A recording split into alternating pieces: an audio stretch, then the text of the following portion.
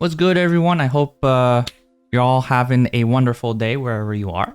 But my name is Kyo, and in today's video, I want to go over 3 major points that I hope that those Dragon Ball scientists or Dragon Ball fans will dive into this and just talk about it, because I think those are very interesting points.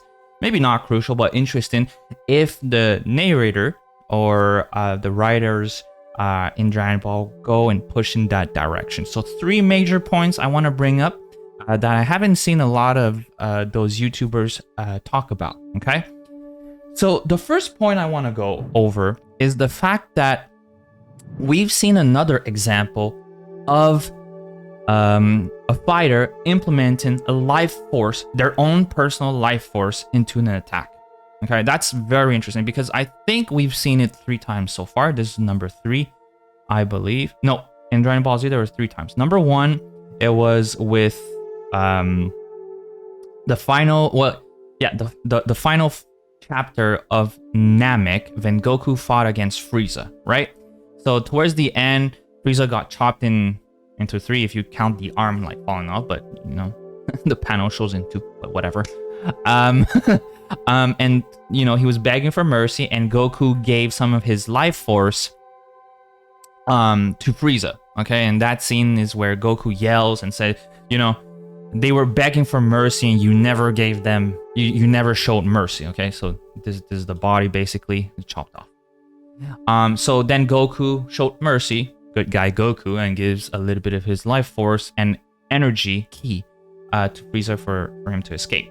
The other scene was when Goku took on Cooler. And I think there was a scene where Goku had a bird in his hand, and the bird was completely out, dead. You know, some fried bird, done so. And then implements some, or gives some life force, or we see something glowing happen. I'm assuming he's not doing a ki blast on the bird, because that would be mental. But anyway, so gives a little bit of his life force, I assume, and the bird comes back to life, right? And then the third scene is with Majin Vegeta when he does the final explosion. Like, he actually puts in his entire life force into this final explosion to wipe out Majin Buu, or Fat Buu, whatever you want to call him. Okay, and then you see like Vegeta being like basically stone and sand, just falling apart after that. And I think this is very interesting because those usually in Dragon Ball Z or in Dragon Ball Super, the major consequence of using your ultimate is mostly being out of energy. Okay, you're just completely worn out. Okay, that's the major consequence. The fact that they made Granola use such a power-up on his move, which put in some of his life force into this attack to expand it, to make it to have a much higher damage output, makes things way more interesting, because now you're putting the ratio of risk benefit and you're stretching it to the max, because now the consequence is really there. Now, I'm not saying that I want to see Goku or Vegeta use that move where they put some of their life force into it and have accelerated degradation and less years with them, because I do want both of them to be there for quite some time, actually the longest. But you know, it just makes things quite interesting, because now you have entities like Whis and the Omni King that, you know, might have control over the time dimension and maybe play it through. Okay, so it's just nice. If this is where we're going, Dragon Ball Super will have another dimension of risk into their major ultimate moves for fighters, and damn, that's super cool. I love the fact that, you know, it's not just being worn out, it's really like putting your life at risk for putting out so much energy. Okay, and it's good to see Granola use it. I'm glad that Namekian managed to save or help Granola recover. That's absolutely awesome. But yeah, maybe we're opening a whole new book of power-up moves that can be done, you know? And damn, you know, that's absolutely awesome in my opinion. So that's point number 1. Hopefully we're going to see more of these moves. The other point is regarding Black Frieza, or Frieza, let's go with Frieza because I don't want to get banned, is regarding Frieza bringing up the fact that he found a time chamber. Hyperbolic time chamber. A different one.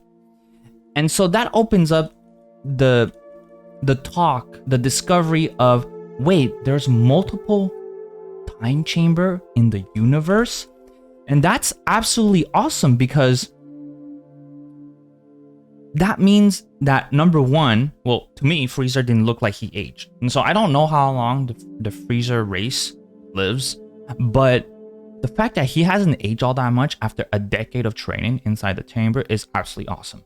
Number two, regarding that point, is this opens up a whole lot of things regarding training for Vegeta and Goku, because God knows that Goku and Vegeta is all about using their time efficiently from the outside, the normal world, and trying to pump up as much time into training, right?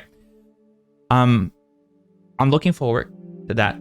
I'm super excited because that just means for sure Goku and Vegeta, yes, they went to the staff of Whis, yes, they have the Kami lookout, but if they could find those chambers where, you know, 1 day equal 10 years, or 1 day equal, you know, a week, or 1 day would equal, you know, a decade, that would be amazing. And where the door wouldn't close permanently and they wouldn't age all that much, we're looking at ridiculous training upcoming chapters. I think that's absolutely amazing, and that would put a lot of new peaks to hit. Okay, I'm super excited.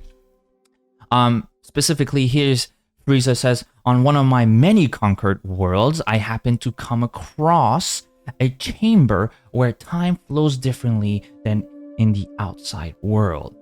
Okay, so I'm very excited. I wish you know, Goku, Frieza, Vegeta, etc. Whoever needs to hit higher peak will enter that. Yeah, so I'm very, very excited. I wish other YouTubers, Dragon Ball scientists would go into different scenarios, because this is absolutely awesome. And this is my point number 2. This is mind-blowing. I cannot wait for Goku and Vegeta just to go out there and travel. Maybe Whis can do something about it. Maybe Whis can create a bubble and be like, all right, train inside that bubble. 1 second is 1 day. You know, who knows? Like, that'd be awesome. Yeah, but I am definitely looking forward, and damn, that would open up on how Goku and Vegeta could attain mastery of Ultra Ego and mastery of Ultra Instinct so very fast. Okay, that'd be absolutely awesome. And my third and final point is really about Black Frieza. Okay, to be absolutely honest, a lot of questions arose, but my first thing is Black Frieza on the same level as a fusion power-up?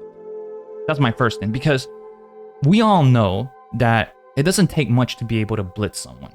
Okay, speed is one thing. Knocking out your opponents with one single blow is another thing. To me, Vegeta and Goku being knocked out with one single blow to the stomach in their ultimate form speaks volume. So, and my question is Black Frieza power-up on the same level as a fusion power-up? Can Vegeta Blue from the Zamasu arc take on Black Frieza?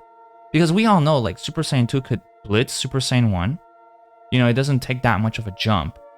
But, I mean, damn, to be able to blitz true Ultra Instinct Omen is a whole different ballgame we're talking about right now. This is no joke. Because Ultra Instinct is really about speed. Omen is really about speed. And Ultra Ego fighting style is to get damaged and keep going and getting stronger. And clearly Vegeta took a major hit where he couldn't, like, keep on. So this opens up a lot of discussion. But I do want to point out, Frieza's species is so ridiculously talented. Yes, he trained for 10 years, but in a span of 10 years training, he caught up to Goku lifetime of training, right? So that's another thing. And the fact that Whis is still unsure as to if Black Frieza is the strongest. In the manga verse, really opens up the talk of how strong is Broly in the manga verse. So we've seen the anime where I think there was a very small cutscene where Broly almost touched Whis but didn't. And I think Whis in the movie of the Broly movie was like, "Oh, you almost got me here," but he wasn't really too phased. But in the manga, Broly has not appeared. Okay, and I know they're trying to make Broly canon, which they did through the movie. But in the manga, we have not seen Broly, and so this opens up for debate. Like, how strong is Broly? We haven't seen him yet in the manga, and Black Frieza just blitzed Goku and Vegeta in their ultimate form. So that just boggled my mind. It's ridiculous. And the reason why I say this is because I believe that the creators of Dragon Ball Super, the one that are making the content, are really making sure that there are different timelines over here. There's the anime verse, there's the manga verse, and there's the movie verse. I think they made it pretty clear that each of them are very separate from one another. But Lord have mercy, how strong will Broly be without any proper training on his own? If he ever shows up, right? So those are the three topics. Is Black Frieza is really opening up like major new peaks power level. How strong the next chapter is gonna make Jiren look like a chump. With all due respect to Jiren. Number 2 is really the time chamber. There's going to be multiple out there and opens up a whole lot of training. So new peaks to reach. Absolutely awesome. Looking forward to the different ones out there. Maybe there's going to be a time chamber for speed, for strength. I don't know. Who knows? Hey, I want to see people talk about it. And yeah, number 1 is, fighters implement life force into their attacks and really setting the tone and the ratios of is it worth it or not, because there's a high risk, right? So those are the 3 points I wanted to talk about. I am very excited for the future of Dragon Ball Super. I think the future is bright. It opens up a lot of different talks. It's not just about the usual enemy that comes in. There's a power up, and then someone takes on and finishes. Even though Dragon Ball Superhero is pretty much that. But anyway, that's beside that. So yeah, this is what I had to say in this video. If you like what I had to say, please consider dropping a like, comment, subscribing. Thank you so much for your time, and I'll see y'all in the next one. Peace.